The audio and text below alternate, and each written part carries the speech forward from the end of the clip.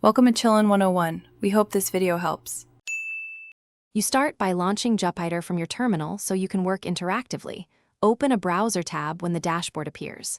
Create a new Python notebook and give it a descriptive name so you can find it later. Once created, add a title cell and a short description to document intent. Make sure kernels match your Python environment. Select the kernel from the top menu. Now insert a code cell and type a simple print statement to verify execution. Now structure your notebook. Break tasks into short cells so you can test smaller blocks quickly. Use markdown cells for section headers and explanations that documents why each step exists. Write code with clear variable names and comments. This helps later debugging. Execute cells sequentially with Shift plus Enter and watch outputs below each cell.